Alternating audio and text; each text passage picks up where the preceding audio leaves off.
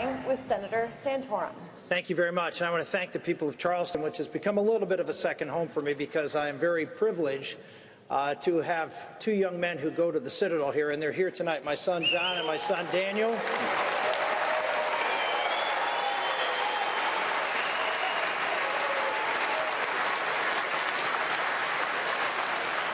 Ladies and gentlemen, America's frustrated and angry, and they're looking for someone who's a fighter, but I also think they're looking for someone who's a winner.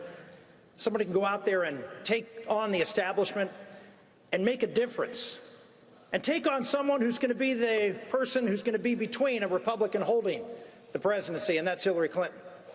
And there's one person in this stage, one person in this race who's done it, and done it repeatedly. I've taken on Hillary Clinton on the issues you care about, partial birth abortion. Go Google Rick Santorum and Hillary Clinton, and there you'll see a 5-minute debate. I'll let you decide who won that debate. I'll tell you who won because we passed the bill, and I know I'm out of time, but I'm going to take some of Rand Paul's time here for a second.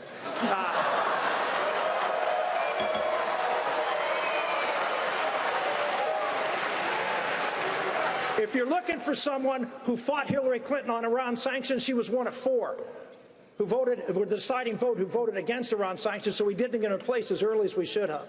I fought battles against her. In 1994, I ran against the Clinton machine. James Carville and Paul Begala ran the race against me when I took on the author of Hillary Care. And each one of those battles, I won. You want a fighter? You want a winner? I'd appreciate your vote. Thank you. Thank you, Senator Santorum. Governor Mike Huckabee. Well, Rick, I'm pretty sure I did also fight the Clinton machine, because every election I was ever in Arkansas, I assure you they were behind it, helping finance and campaign for every opponent. And I share with you the understanding that it's going to be a tough battle. But I spent the first half of my adult life in the private and nonprofit sector, raising a family, understanding how tough it is for people to make it. And that first half of my life is what led me to believe that America needs a different kind of leadership, not people who spent their whole life just running from one office to the next and living off the government dime. And I got involved because I got sick of what I saw. I also believe that there's got to be some leadership that not only addresses the monetary and military issues of this country, but the moral issues of this country. At the end of every political speech, most of us say, "God bless America." But how can he do that when we continue to slaughter 4,000 babies a day? And I want to be the president that treats every person, including the unborn, as a person and protect them under the 5th and 14th Amendments of the Constitution. I close with this word from a gentleman in East Texas named Butel Luker. He's 100 years old, and I met him down in East Texas. And he said this to me: "I sure wish, Mike, we had the days when the 10 Commandments were in all of our capitals and in every school, and we prayed again." You know, he may be 100 years old, but I believe some of those old ideas to get this country back where we unapologetically get on our knees before we get on our feet might be the best solutions we've ever sought as a country. And I ask for your support and your vote. Thank you. Thank you, Governor. Carly Fiorina. My husband, Frank, that I mentioned I love spending time with, he's down there. He was real excited the other day because in New Hampshire he was introduced as my eye candy. You know, everybody out there watching knows this. You cannot wait to see the debate between me and Hillary Clinton. You would pay to see that fight.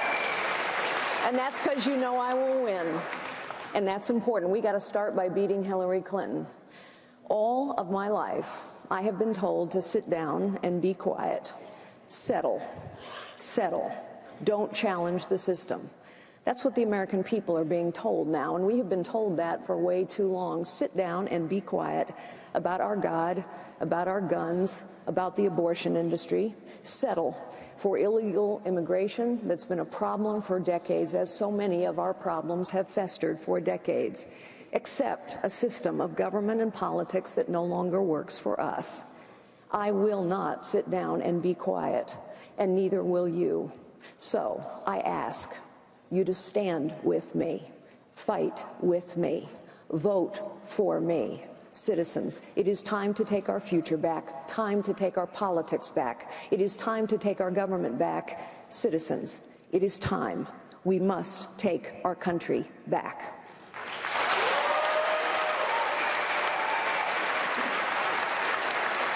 Thank you to all the candidates. Thank you. That does it, everyone, for the first debate right here in North Charleston. In just about 2 hours from now, at 9 p.m. Eastern, 7 more candidates are going to be taking to this stage. Right now, though, special coverage of the Republican presidential debate continues right here on Fox Business.